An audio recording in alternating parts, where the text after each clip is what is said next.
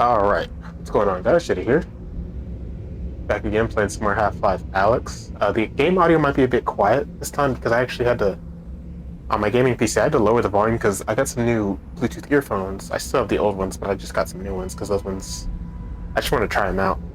But they are so fucking loud, I had to lower it quite a bit. So it might be a bit quiet on the game audio, I don't know. I'll see what happens when I edit it. Let me recenter real quick because it's a little close. Yeah, last time we were going through the hotel, and it was a ton of fun. So let's keep on going. Ooh,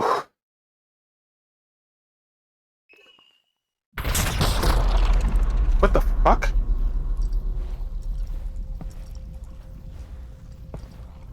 Oh, was that? Jesus, that was a lot of noise. Oh yeah, I forgot. I stopped here last time because of the. Oh shit.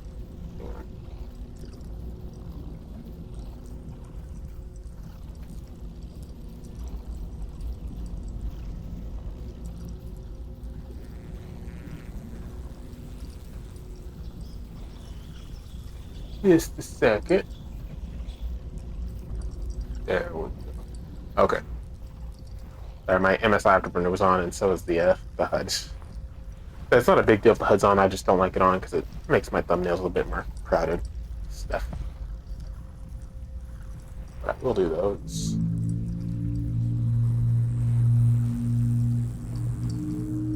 Okay. So anyways, yeah, we were going to the hotel. We defeated the first reviver. Came across this time. Well, that was kind of fun. Oh yeah, there was this.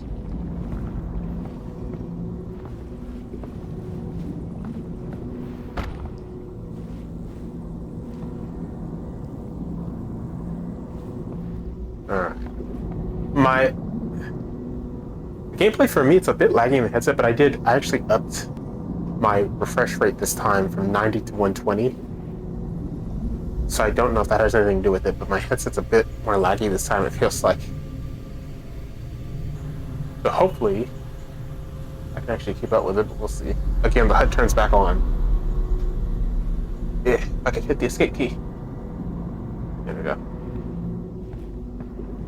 Yeah, it feels a bit more laggy. But I think it's because I didn't restart the headset. Normally I restart it, but this time I just went with it. Like, it makes me restart the app and stuff, but it doesn't actually make me restart my headset. That's something that I don't need to do. This thing. I don't know what this red thing does. I'm assuming that means, like, if I touch that, I fail automatically or something. The blue, blue, red, red. Okay.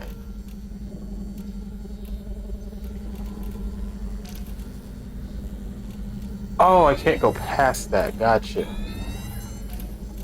Where was this at? I think it was over here, wasn't it?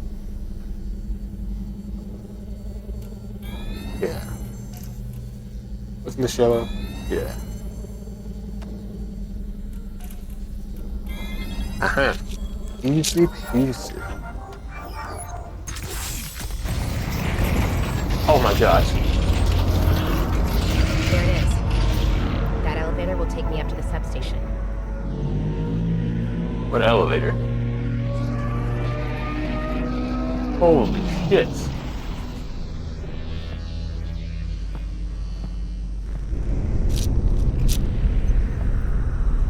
Oh, teleporting and immersion. Half-Life Alyx supports three types of player movement: continuous movement, shift teleport, and blink teleport. Early on, one of the properties of blink teleport, and to a lesser degree shift teleport, was that players would often refer to the actual mechanic of teleporting when describing their movement through the environment. I teleported to the desk, or I teleported into cover, was often how players would describe their actions, and it served as an unconscious reminder that they were interacting with a game in a specific way. To address this, we made a couple of key changes early on that significantly altered the way players recounted their movement, and as a result, pulled them further into a more convincing virtual reality. One of these changes was the visual indicator that represented the teleport destination. We swapped the abstract cylindrical indicator used in the lab for a pair of holographic feet. The feet helped provide a sense of physical presence and indicated the direction the player would face upon finishing a teleport. We also added animated feet between the player's current location and the teleport target. These feet illustrated the path the player would traverse, further helping provide a fiction for their movement through the environment. Along with the visual interface changes, we also added audio of footsteps and body movements that would play after a teleport to effectively summarize the player's movement through the space. This isn't something everyone audio does necessarily help out a lot notices at better. first, but it is quite obvious when it's missing or incorrect. The footstep audio transformed how players described their movement through the world, and players would often refer back to movement in the environment as walking or running, as Hit my opposed lights. to referring to game terminology.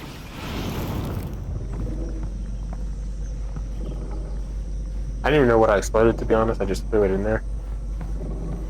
But I can't open this door, so I'm assuming there was something blocking the other one. Give me that. Also, that dude took my clip. If he went down there somewhere, I'll probably get it anyways.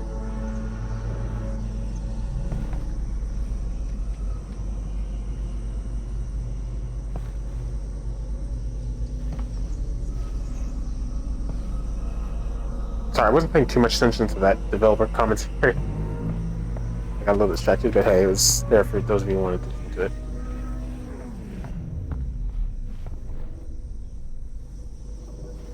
Oh. Yes, please. Thank you.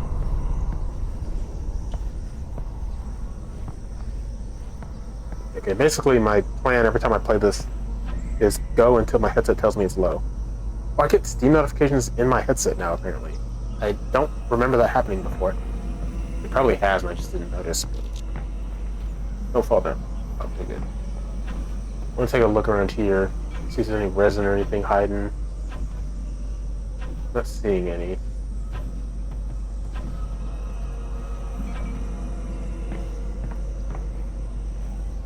Cool. Here's some, though. What's this? Nothing. I don't think that's anything either. I think it's just shit. I also want to get a better wireless mini mic, because this one, it's not very good quality. It's pretty shit quality. I just have it because why not? Or like I wanted a wireless. I do have a plug-in microphone. It's like a small one. Let me save before I drop down here.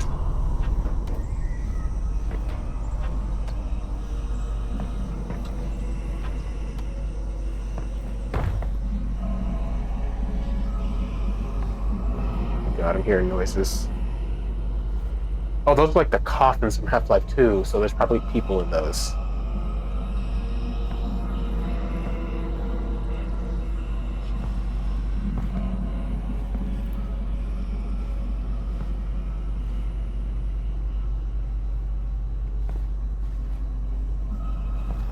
Yeah, I'm guessing that they took...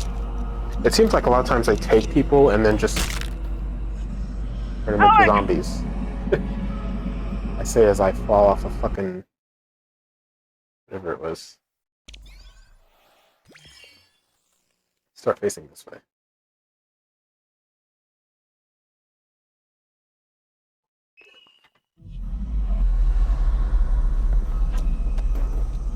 I'm glad I saved.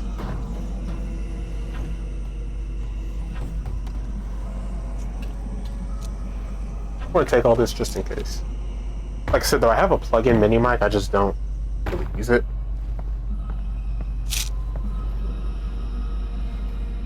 Oh. Is that a grabber? I think it is.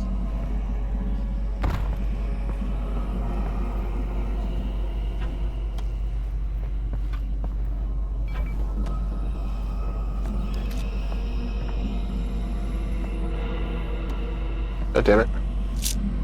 Come here. You both are coming with me.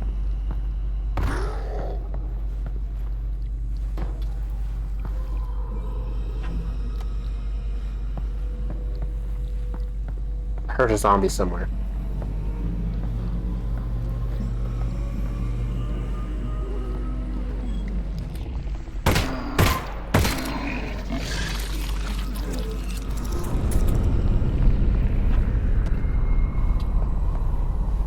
drop anything. Damn. Ooh. I think that was always there, actually.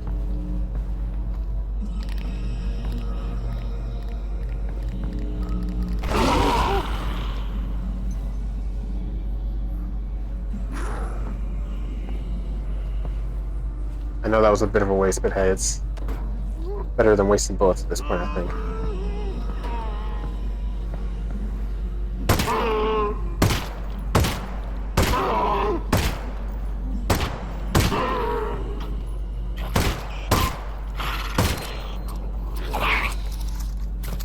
That little boy is trying. Failing miserably, but he's certainly trying. How many bullets have? Okay, that's 59.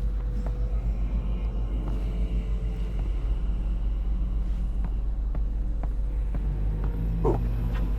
69. Okay, looks like there's nothing over here. My PC right there.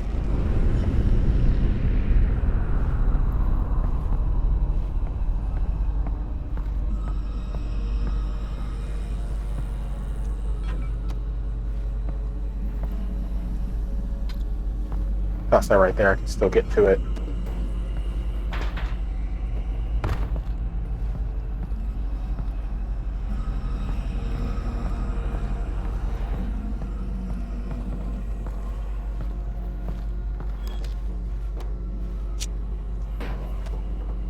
There we go, I'll take that. Like I said, in the headset right now, it's like actually really laggy for me. It's not unplayable, but it is pretty bad. But it was like this when I switched from 70 to 90 hertz too when I first built this PC. So I think it's just a case of I need to restart the headset entirely, which I didn't do. Basically just restarted the Oculus app and stuff and did it that way.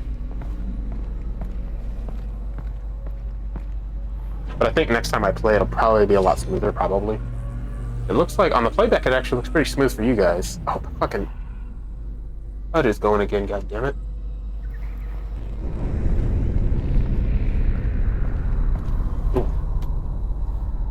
Thank you. Okay.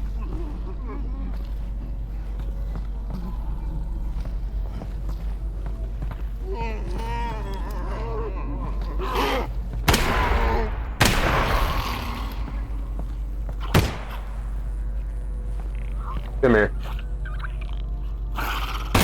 There we go. Yeah, he had a clip on him, didn't he? Oh.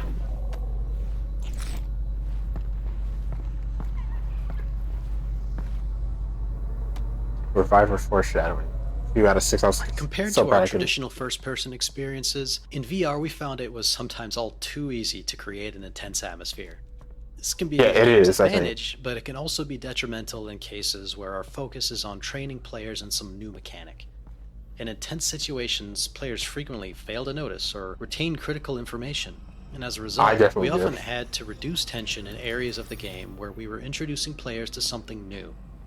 The audio of the reviver here as the player descends beneath the hotel is designed to ease players into the idea that they will be encountering the creature that they had briefly seen as they entered the hotel earlier.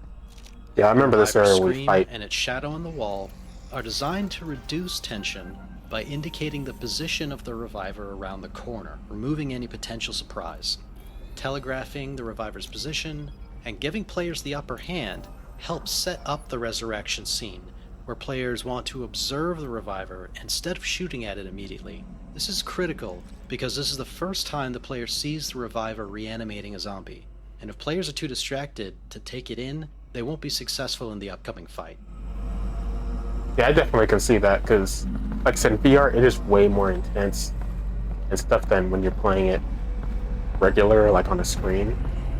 You're in the world. It's actual like physical movement you're having to do, and that also makes it a lot harder, I think, to play. I think it depends on the person. Some people will probably have an easier time aiming in VR. I think I actually have an easier time like aiming with this laser sight in VR than I would with a mouse because my aim is shit. But with this, it's a lot easier because it's an actual physical object. But it also does make it to where it's much more tense. You know, I feel tense a lot of times, and it's very easy to get overwhelmed. So it is something that I can definitely see how that would be difficult to balance out how to do it.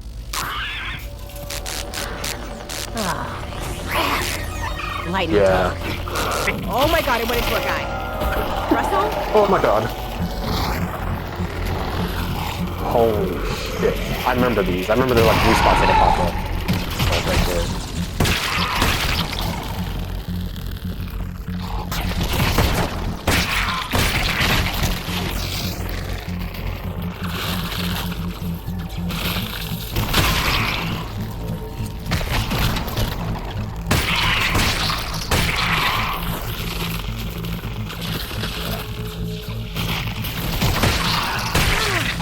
Oh.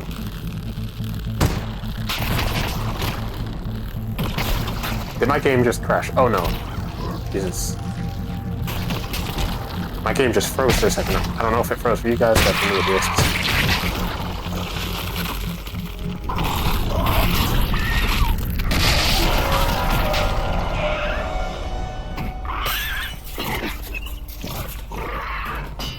Oh shit. Fuck.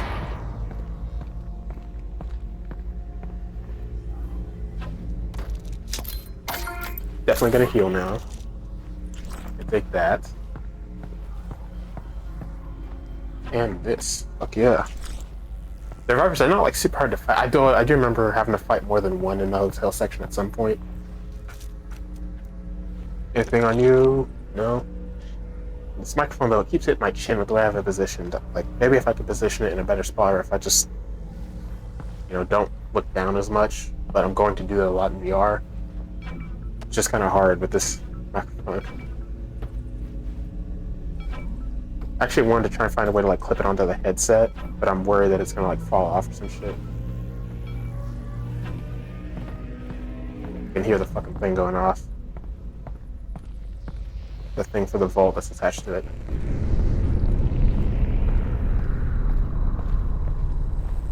I do still have this grenade though.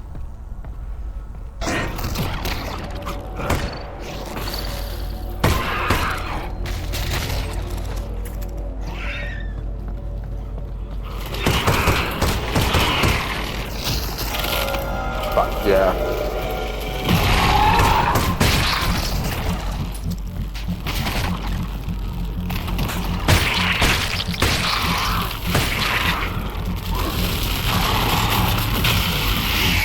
Oh, fuck.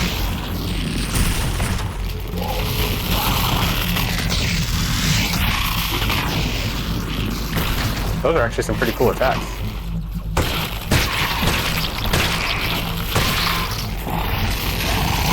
Oh, fuck. I need to be careful. Oh, they can, like, bend it. Shit. That is not good.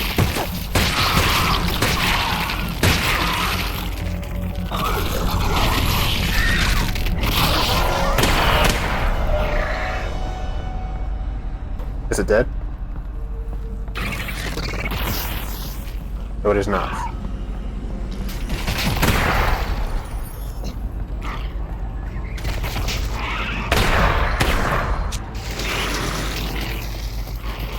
Ah, great. Just throw that over there.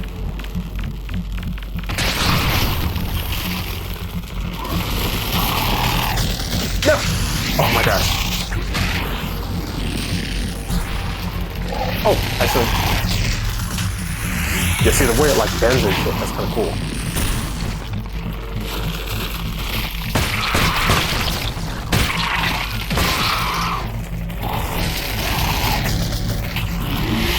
I don't think I should shoot when there's no bubble, because I feel like that doesn't actually do anything. I could be wrong though. But I don't want to risk wasting the ammo.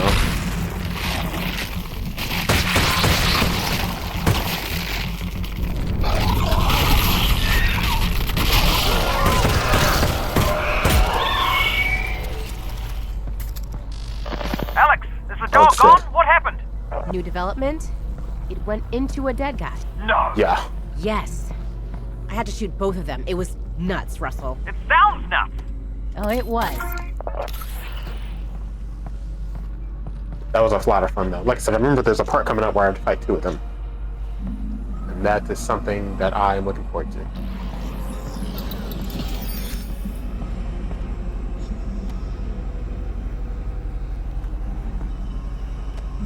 Yeah, this is One of the challenges with the Reviver's resurrection mechanic was training players that the Reviver was the target, and the zombie was effectively just an inert vehicle that could not be damaged.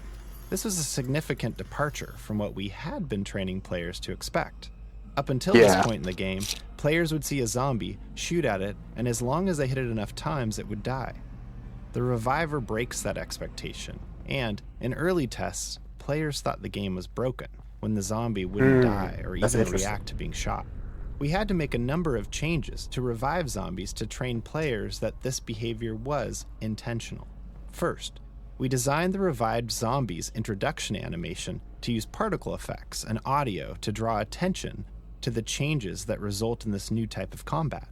Second, we substituted in dull particle and impact sounds to make shooting the zombie feel less impactful than it did in previous encounters with ordinary I personally didn't feel that, zombies. And finally, we modified the revived zombie so that it doesn't play any flinch animation or respond to bullet impacts, further communicating to players that its behavior is different. We also used the Reviver itself to illustrate the new combat experience. Electrical effects were added to indicate the Reviver's movement inside the zombie, with a bright pop and glow as it emerged. Yeah, I think it does a great job with that. The zombie's body. Very noticeable, very memorable. With these new visuals and satisfying impact sounds and screeches from the Reviver when hit, playtesters were no longer confused and consistently enjoyed the new combat mechanic. Yeah, for me, I think it's a great combat mechanic. I think they're a lot of fun to fight. In our early designs, a revived zombie was just an invincible zombie with a moving vulnerable spot. Playtesting revealed this to be less tense and threatening than the Reviver on its own, and since we wanted the revived zombie to be a higher stakes adversary, we needed to enhance its offensive capabilities. As a natural extension of the electrified nature of the Reviver, so it basically chose didn't to used to create do the an attack? electrical field around the revived zombie, so that players who got too close would take heavy electrical damage. This worked well for many playtests, until we observed a player who was a proficient real-world marksman. This player was able to easily defeat the revived zombie without ever being threatened by it. In response, we gave the revived zombie its electrified ground counterattack, which forces players to change positions to avoid damage. This created a cadence of attack and retreat that was more tense and satisfying for all players. That's interesting. So basically it was working well. So from what they said is basically it was just like an electrified zombie that was immortal and stuff, but then they found someone who could just keep their distance and was super good at shooting, so it didn't matter at all. So then they had to give it like long range attacks and stuff, I guess.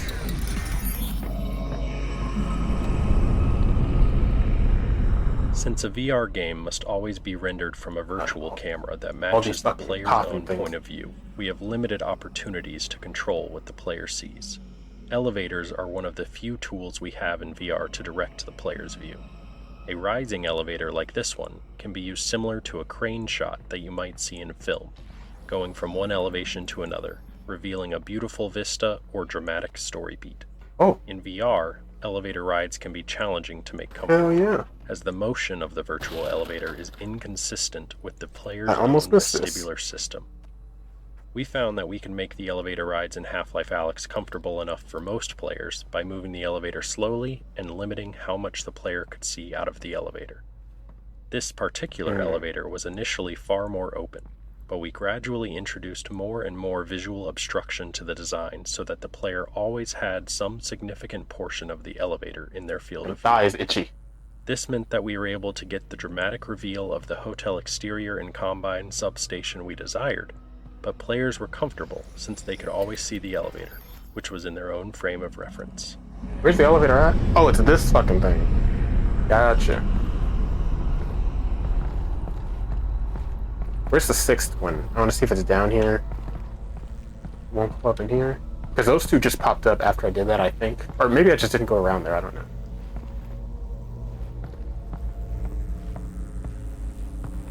Oh shit, I almost missed this one. Glad I came back in here.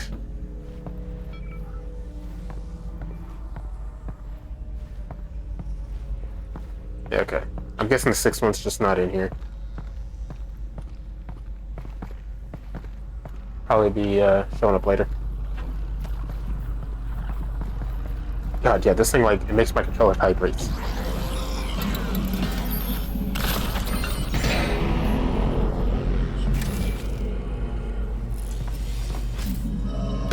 Come to me, elevator.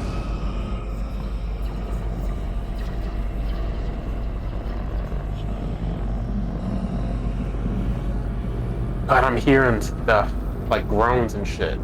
I'm guessing that's the people in here. I forgot what they're called, those like zombie things that they turn people into. Oh, it's vibrating. I'm also out of shotgun ammo, which is not ideal. But hey, you know, shit happens. Oh yeah, the red canister.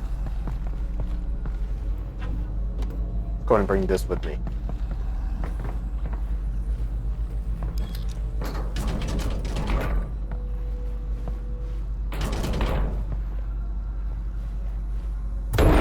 Because this could really come in handy, I think.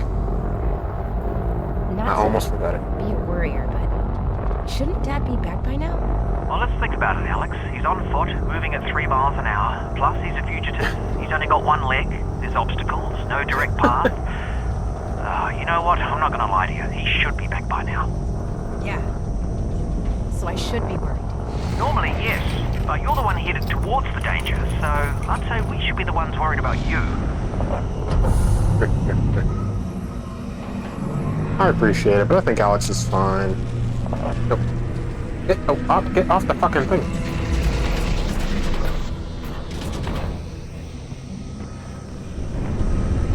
Substation's known.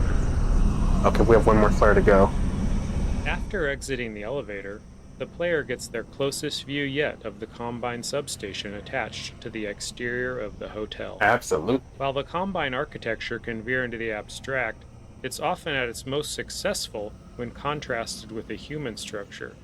Beyond this, we always try to drive the visual design with an invented function, ideally to support the gameplay or story. In this case, the routing of some unusual power source to the vault from various parts of the city. The player doesn't know it at this point, but this substation is designed to essentially torture the song out of a group of Vortigaunts who are housed in the attached pod farms. Oh, I think I remember that. The output Yeah, there's is a Vortigaunt collected that from shows the up there. Vortigaunts before being reharmonized by a single conductor Vortigaunt via the cable tuner apparatus seen at the root of the transmission cables that run up to the vault itself. This design gave us the opportunity to subsequently meet another Vortigaunt and acted as enough of a constraint to allow us to design an interaction that would physically compromise the substation as the player exits the hotel in the next map. Cool.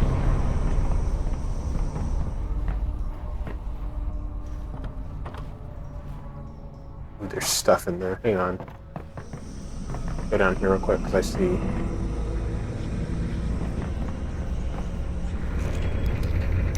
I want it. Whatever's in here. Please give me some shotgun ammo.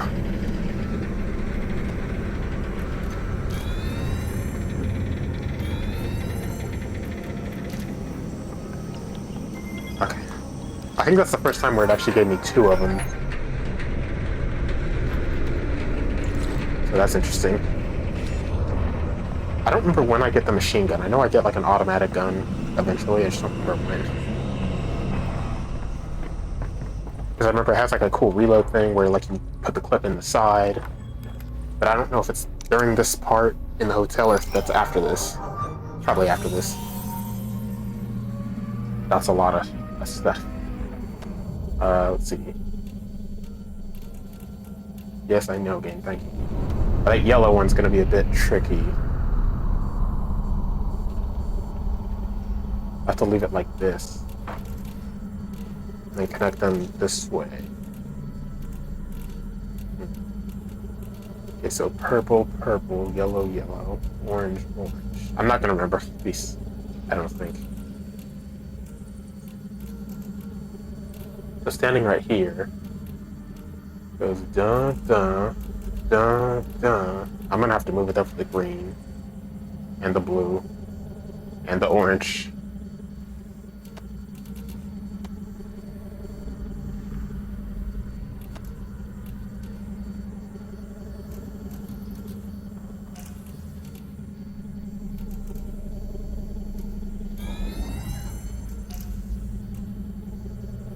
think this one was the purple.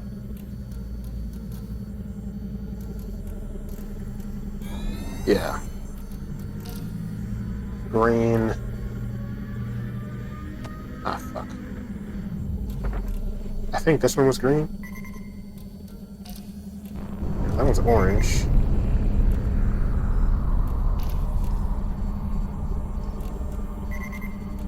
Goddamn. Okay, this one's blue. And blue was right here, I think. It gives me a lot of chances, though, thankfully. Orange, which one was orange? That one's red. Which is this one? Oh, orange is right here.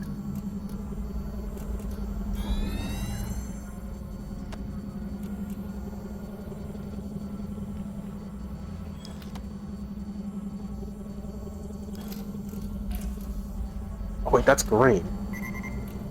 Okay.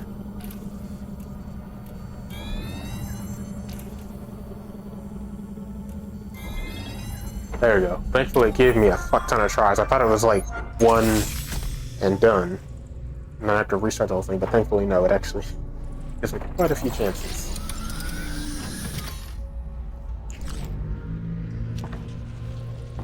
Nothing.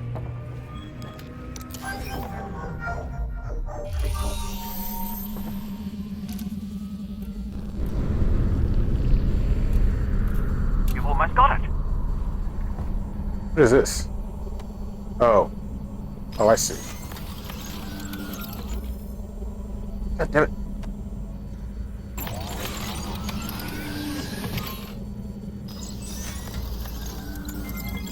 There we go.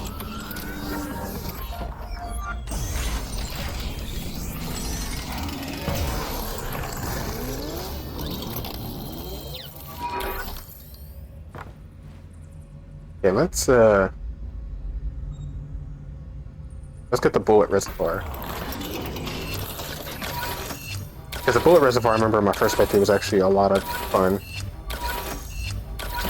It just holds bullets for me. After exiting the elevator, the player gets their closest view yet of the...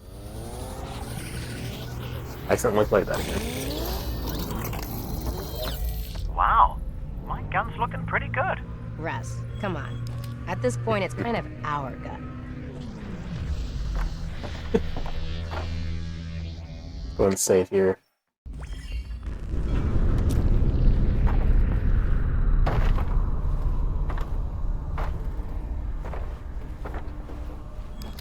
Oh fuck.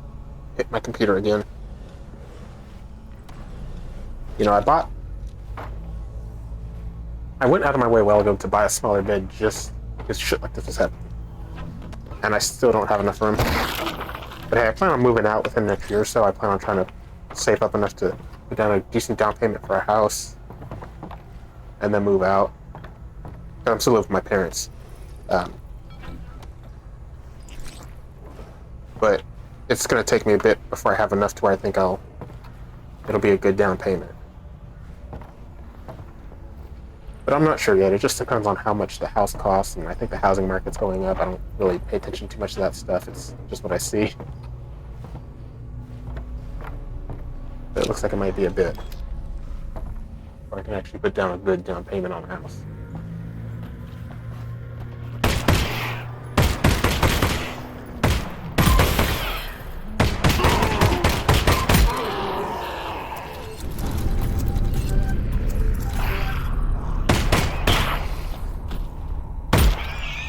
I was gonna say I do not want to shoot my bullet. Or my canister. Yeah, this bullet reservoir, man, it just lets me do a bunch of shit. The reflex shot I want to get, but that's something I can go without, especially with this red laser.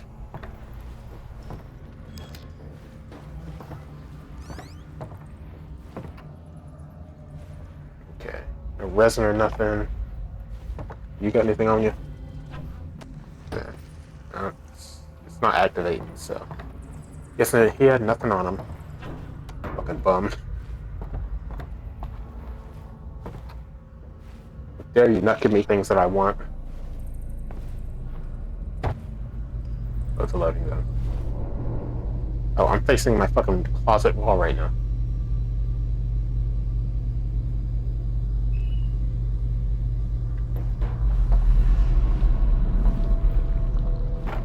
Ugh. All this shit.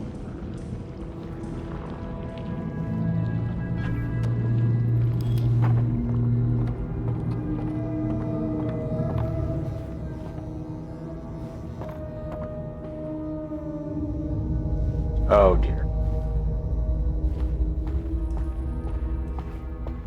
That's a whole lot of darkness.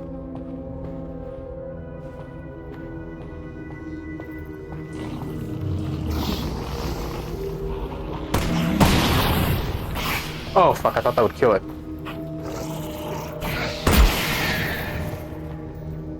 Yeah, y'all can just eat that. I saw those two, I'm like, fuck that, man, it's gonna waste.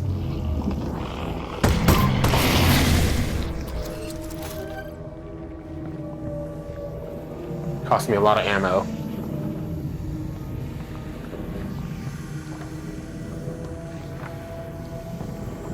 Zen Flora response. Zen foliage has been designed to respond to the player in a number of ways. In dark areas, where the flashlight is active, some Zen flora will animate or expand in response to the light. These Zen plants respond to the proximity of the player's hand by glowing and pulsing. The glow effect in particular is rendered with an offset using the correct binocular perspective for each eye, which gives the impression that the glow originates in the interior of the organism. The Zen Flora's shader effects, which rely on hand proximity, take their input from a dynamic voxel field which follows the player at all times. The player's hands effectively draw motion trails in this voxel field, which can be sampled by the foliage's shaders to drive deformations and other shading effects. If the player moves their hands quickly, they produce motion trails in the voxel field. If they hold their hands still, they produce a radiating force. These different types of motion characteristics allow us to create different behaviors in the foliage to give it a bit of extra personality. Cool. Nothing down here. Just had a look.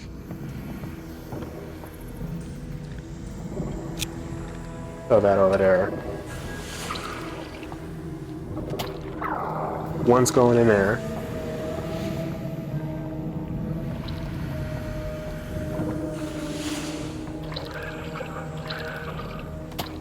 There we go.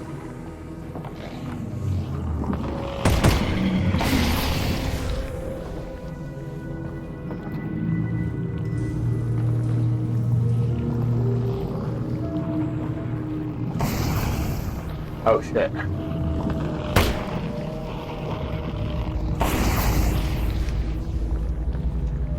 Thank y'all for just exploding without hurting me. I appreciate it. Kinda.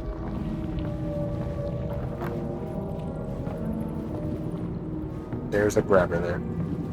Oh, is that the... Down there's, I think, the bottom where I came in.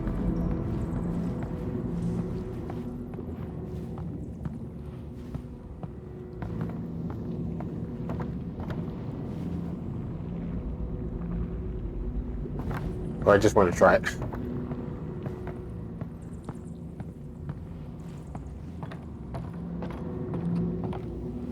I'm gonna leave that grabber there because I don't see a way it'll get me right now. Ooh, yes, please.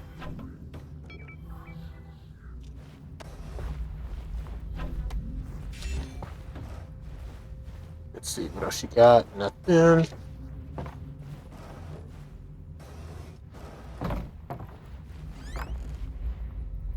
Take the resin though. And this one too.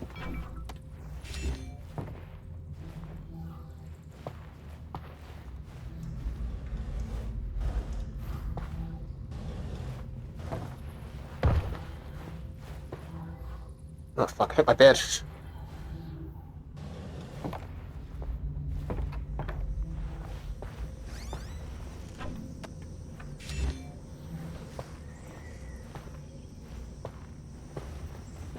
Nothing.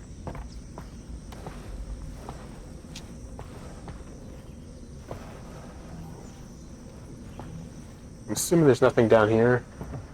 I don't feel like crouching all the way the fuck down to see. There's an outside here. There's also a resin I just saw. Sneaky fuckers. More.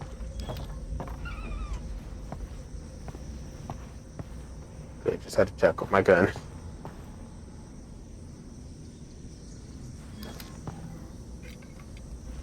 Because I'd be surprised if that shit still worked. Want to check under there, see if there was like resin hiding in there. It's dirty, but hey, it's something. Oh, this is actually the only way to go.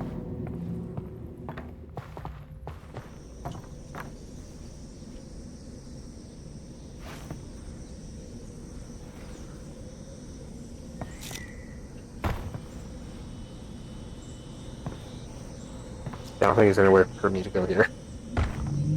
Oh, is there a head thing? Oh, yes. Particle effects present an interesting challenge in VR due to stereopsis, which is our ability to discern the depth of objects from two slightly different views of the world we see from our two eyes. Traditional particle systems, as seen on the left, were typically implemented as a series of flipbook images displayed on relatively large polygons, which it spins with my head and stuff, yeah. Each series of images would contain effectively a little movie of a more complex phenomenon, like it also looks more like real-life smoke or a flickering flame, and so on. For the monoscopic rendering used in non-VR systems, this approach holds up well and is widely used across the industry. Because of the stereo rendering used in VR, however, players can easily see the flat cards, resulting in the unconvincing effect seen on the left. To address this, we had to update our particle I still think that looks good. For VR. It's not as good as this. The particle system on the right is an updated VR-friendly version. It's more just, it's really noticeable when it spins with me, like One technique we used on large cards, like the ones used in this smoke effect, was to create some drag on the card's reaction to the player's head movement. To do this, we created another particle system which lagged the player's position and was used as a player camera for the facing direction of the smoke cards. By removing this one-to-one relationship of head motion to sprite rotation, we were able to give the impression that the smoke effect was volumetric.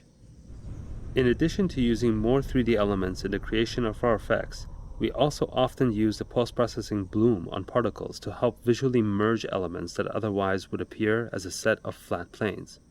This made the cards harder to stereo fuse, which gave them... Okay. Sorry guys, my disk, my SSD actually ran out of space.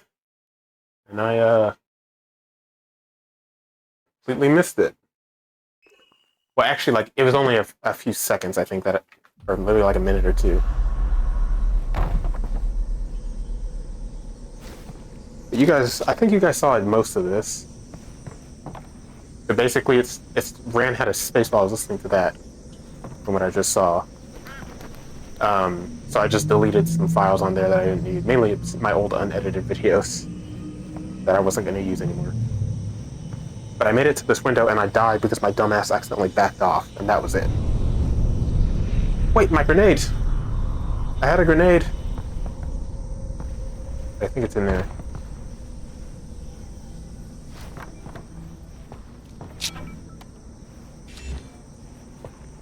There we go.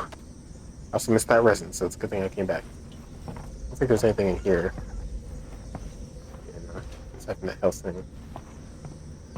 But you guys actually didn't really miss anything. I just noticed that because I died. So I looked at my OBS and it said your OBS has stopped recording. I was like, what? And yeah, I ran out of space. That's the first time it's actually happened. So I need to be more careful with that.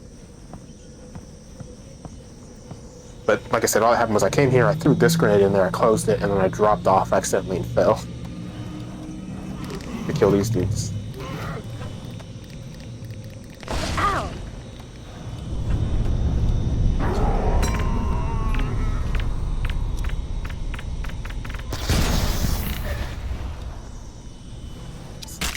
Okay, well, I just did it Alex? there again. Alex, you still there? But don't worry, you still gotta see it. That's exactly what happened the first time, except I didn't even get a chance to pick up that second grenade. It's because I'm trying to teleport in the room. When I do that, it fucks up, and yeah, just whatever.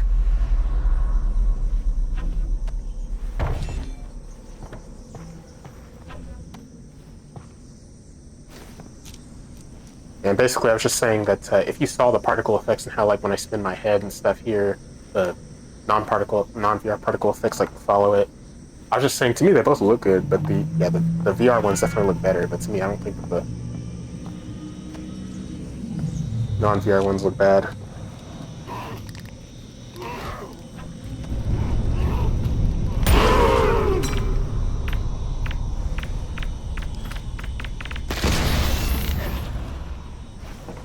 There we go. Yeah, see, that's what I was trying to do. I was trying to...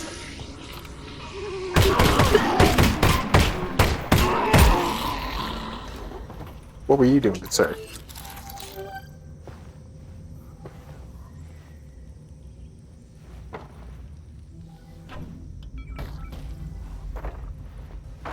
He said, man, I was shitting and you just interrupted me? I have to pay for that. Yeah, like I said, it stopped recording, but fortunately, you guys didn't really miss anything.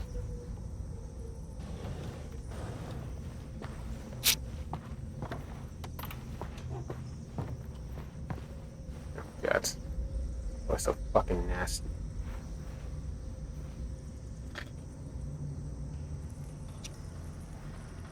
Gotta readjust my headset a little bit because I took it off trying to get a shot. Ah, the fucking HUD is back on.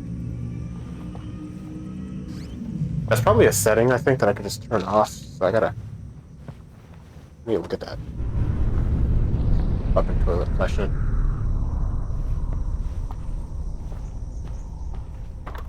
Like I said, my plan is I'll just keep going until my Oculus said the battery's low. Because the battery's low.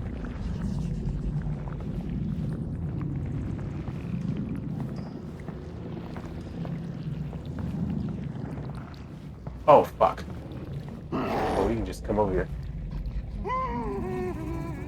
Come on, big boy. Come over here. Right over here. Right down here. Right there, precisely.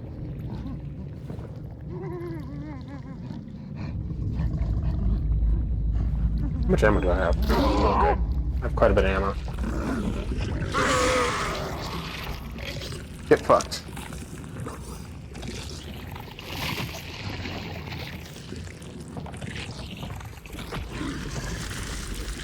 Yeah. Kill this, see if I have any ammo in here.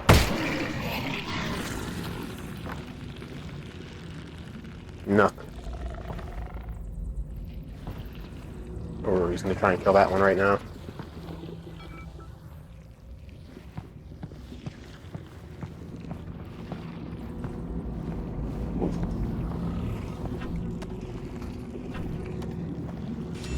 Yes, please.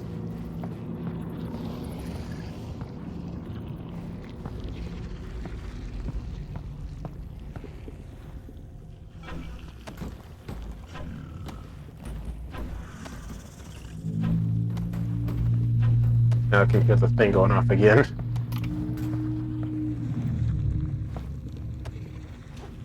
That is a long hallway and there's a spider at the end of it.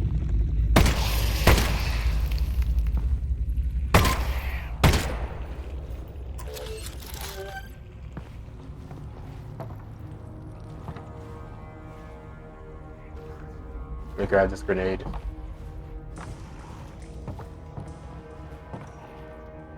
Oh dear. This is actually... I think this is like an amazing shot. Like, think about this for like a poster on a movie or something. Jesus, I might use that for my thumbnail. Because I think that just looks really cool.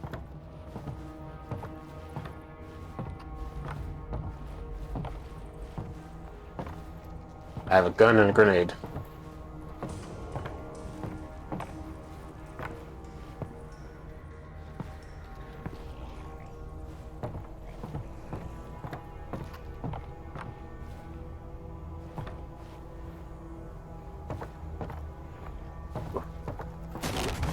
Oh. Oh, God.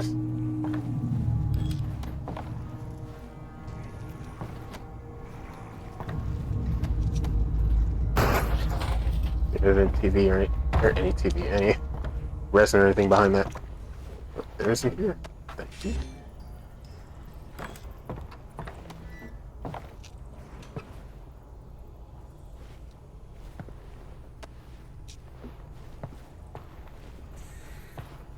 Ugh.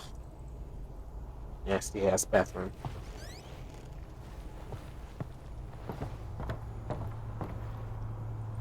Go ahead and save before I jump down there.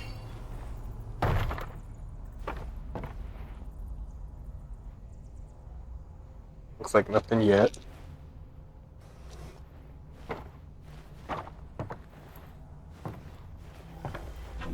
Thank you. That's my PC right there. Break all the fucking TVs. It's not like these people are using them anyways. I don't even know what TV was. Oh.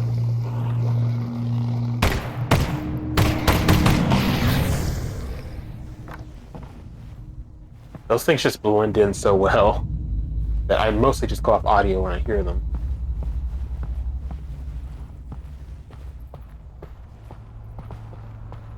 Looks like nothing right here.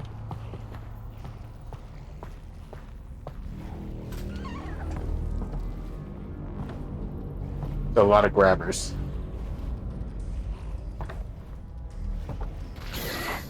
Darkness. One of the tenets of Half-Life game design is creating crafted, moment-to-moment experiences that players participate in as they progress through the game. Sometimes this means playing with emotional responses to turn something undesirable into a memorable highlight. This collapsed section of the hotel features this type of experience. Players are often instinctively pulled to the safest looking location in a given area, and here that would be the well-lit corridor above. But when they get there, they find their way blocked by a Combine power shield. The power cable to shut down the Combine force field leads them back down into the poison headcrab-infested darkness below, a place they really didn't want to go. These larger gameplay spaces also need to be resilient to player choice. So even if a player chooses not to head up to the well-lit corridor, they likely will still have the same trepidation about heading down into the darkness below. After the player has braved the darkness and sheltered themselves in the lit room where they're safe from the wandering headcrabs, they're faced with the daunting task of cutting the power to the Combine force field, because this has the side effect of plunging the area into darkness. Not only does that make the situation worse, I think I remember this area. The player must make their way out of the pitch blackness with only a flashlight, but the path to the exit is back through all the poison headcrabs. We spent a lot of time tuning this experience through careful playtesting and evaluation, and often, when recounting their travels through the hotel in post-playtest discussions, players would recall this moment of being plunged into darkness as a high point, managing to combine a feeling of amusement with the overall sense of dread. Yeah, I think I remember this area. They like never stop spawning down there, I think.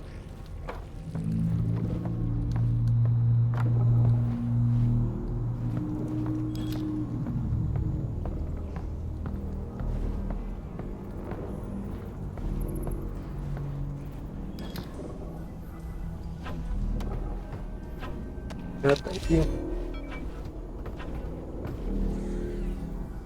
Really, I can't move past this box. Boy, so many maintenance.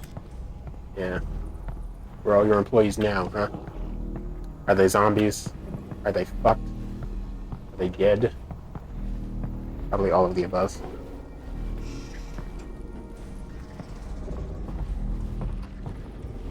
I'm gonna leave the grabbers there because they actually cut me out, I think, a bit.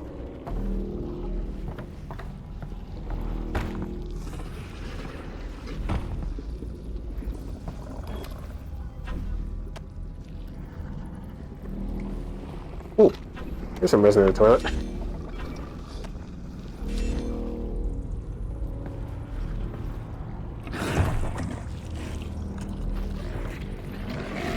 Oh, I was like, what happened? That was what happened.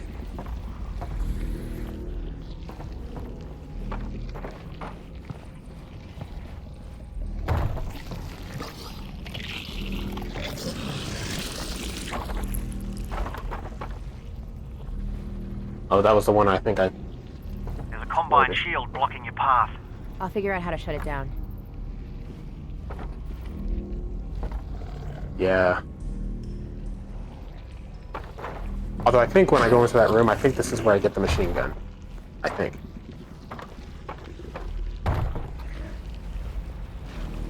Did you guys see that?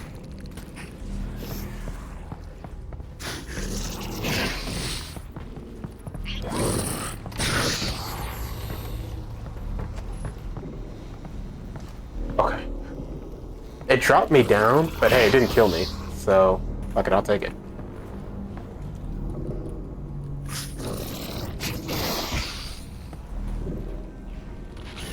It looks like I didn't even take any damage from it. Yes! Alex, This is the it's your gun. lucky day. That combine weapon's unbonded. How are you sure? Still in the case. They never leave them in the case. Nice. Oh, I didn't even need to edit your genetic damn it. code. I know. You would love that. That's okay. There'll be a next time.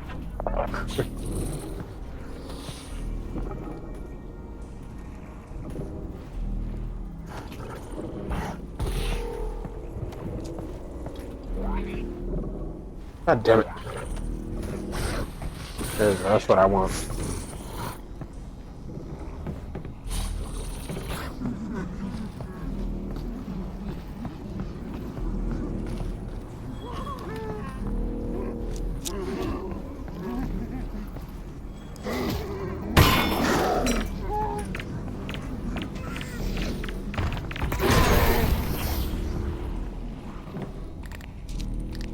Oh, I did not mean to turn that on right now. Oh well.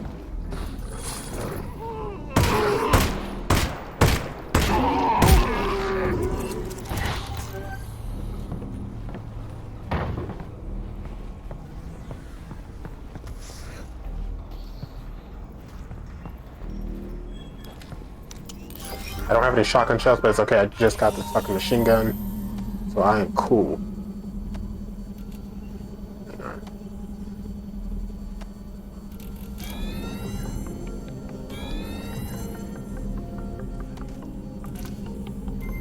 There we go. Yes.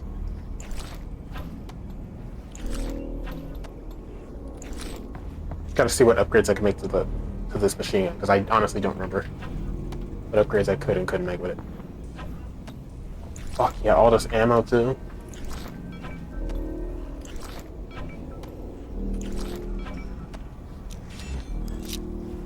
I have 18 resin.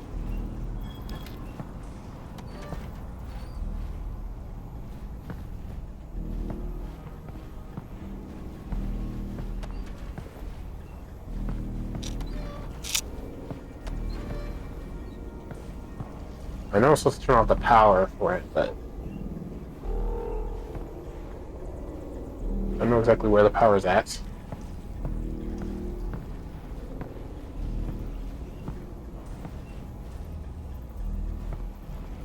Oh. Oh, there it is. Yeah.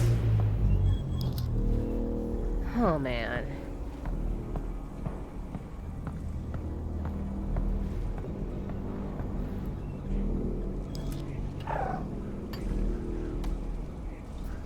You do that. That way I can still use my flashlight and throw a grenade.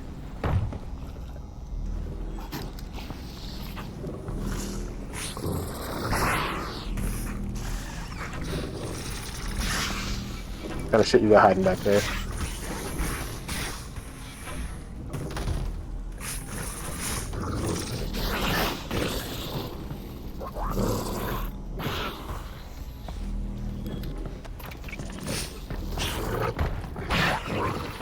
Yep.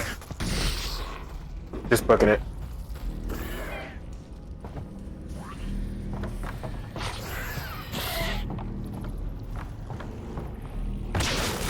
Fuck.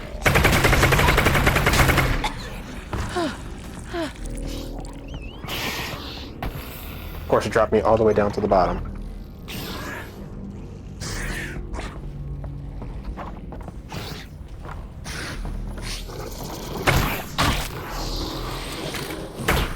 No! Fuck.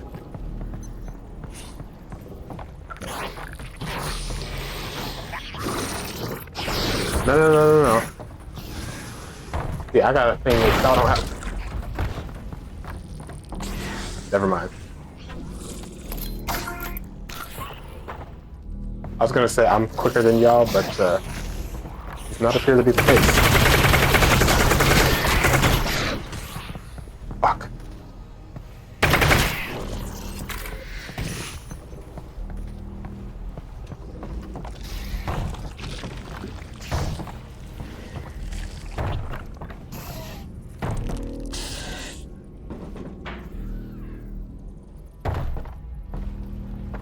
Christ, dude, this part actually is...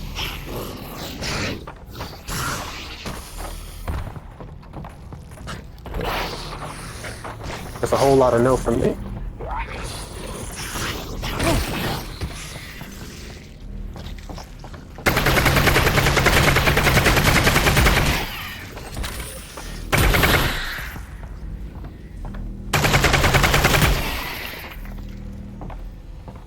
Okay.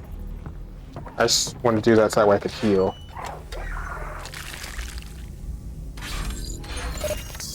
And like, yeah, I have plenty of ammo. Oh, fuck. I have plenty of ammo for it.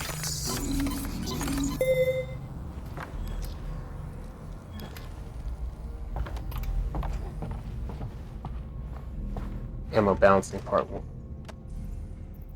A common game design problem is that of resource placement, and this spot in the game is a good example. My quest is very low. Players have just left an area where they acquire the combine submachine gun, and whenever they get a new weapon, we try to give the player the opportunity to experiment with it right away. I'm gonna listen to these two, and then I'm gonna... Right after the SMG, we make sure to give the player a bunch of ammo for it, and a supply of not too threatening enemies, in the form of confined zombies and wandering headcrabs to experiment on. But playtesting has shown us that there's a wide range of ways that players respond to that setup. Some shoot a headcrab or two and move on, but some players take their time exploring the weapon, even using up all the ammunition we gave them. Now, after the headcrabs, the player is heading towards a new area, which features one of the hardest combat arenas in the game, where they must fight 2 revivers at the same time. Yeah, that part's coming up. How much ammunition can we expect the player to have here? Yeah, great. Out of touch with them again. A common game design problem is that of resource placement. God damn it, man. And this spot in the game Why is did it restart?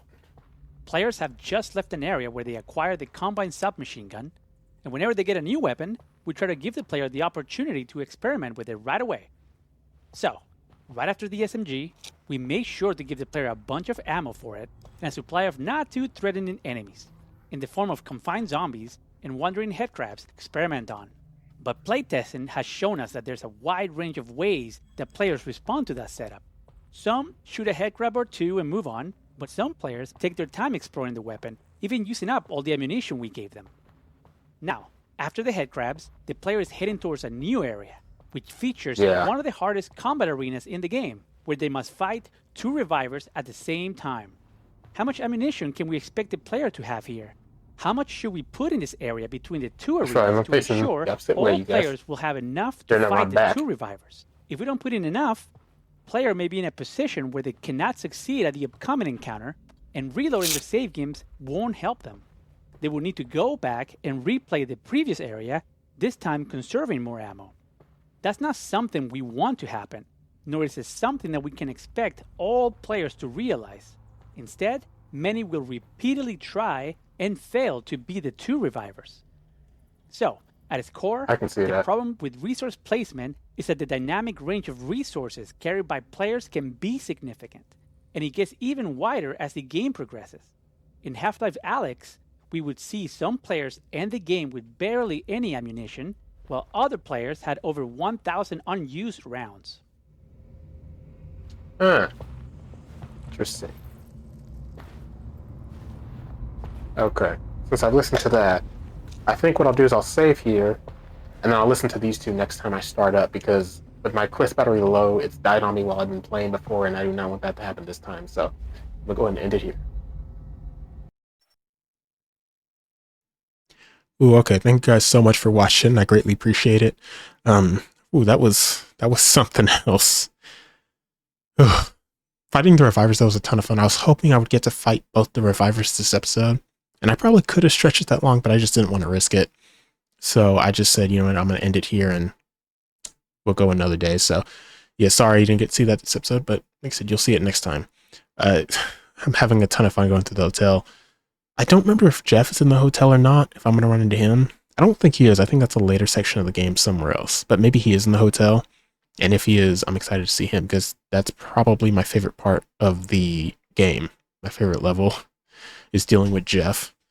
But yeah, thank you guys so much for watching. Really enjoying this game a second time around, just as much, if not more, than the first time. So thank you so much for watching. Greatly appreciate it. Have a great day. And yeah, see ya.